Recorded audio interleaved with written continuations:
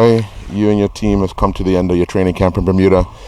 What has the time been like for your teammates? Obviously, you're home, so you've got to see a lot of your friends and family. What has the time been like for your team? They've had a great time. None of them have been to Bermuda before, which is, you've been trying to get them here for a long time and show them the island and show them what we have to offer, and they've loved it. I've enjoyed having them here.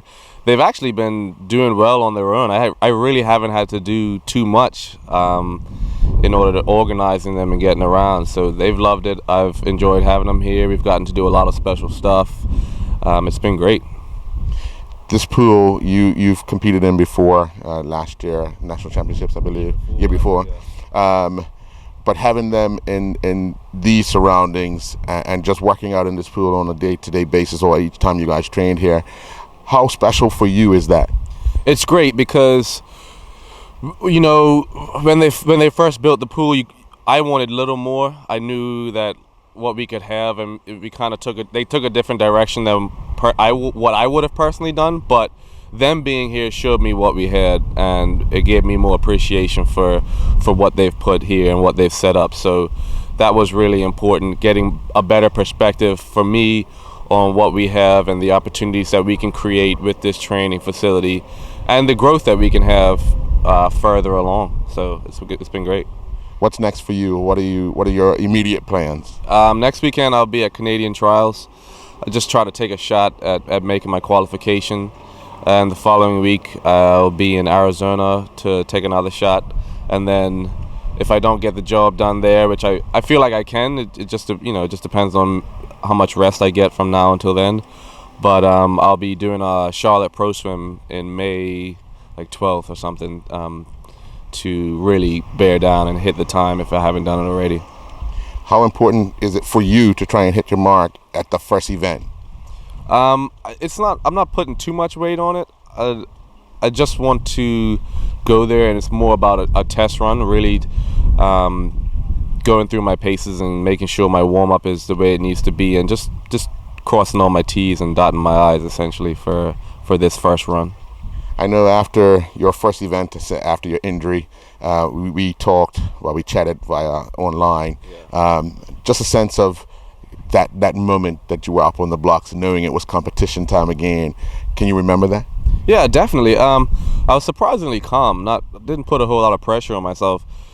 To be honest with you, we did some racing here 2 days ago, and I felt more pressure here in practice with all the kids watching and the parents here, and my teammate next to me, and then Ariana on the other side of me. So I really was able to simulate a feeling that I haven't felt in a while.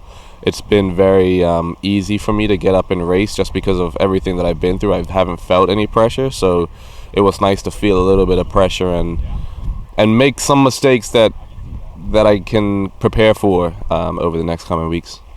Well, you've probably been informed about how the Carifta swimming team, who are now training after you guys finished training, how they made out in the Carifta swimming championships. But over the years, we seem to be getting stronger and stronger. Is this a nucleus of base work that they do throughout the course of the year that helps them to go into these competitions and do personal bests and win medals? Yeah, ideally what Ben and I like to try and do is, as I learn more, I feed him the information that I learned from my elite program. So then he feeds his kids the information, and that's basically been the whole brainchild of what we were doing together from the start. And that's basically why I've pushed myself so much further along. We've started something, and I want to see it through. So I have access to some of the greatest swimmers on the planet, and I'm going to make sure that I get as much information as I can from them. And my coach, who is the U.S. Olympic women's team coach, it doesn't get much higher than that other than being the head coach. And so we want to make sure that we get that direct information back here, because we don't know how long we'll have access to that kind of thing. And it's really important that we do feed it. And I think that's what we've missed out on, probably for the life of our sport here in Bermuda, is not having the access to the elite. And we go and to travel and competitions, and we watch these people perform, and how are they doing that? Why, why can't I do that? I feel I'm as good as an athlete. I feel strong.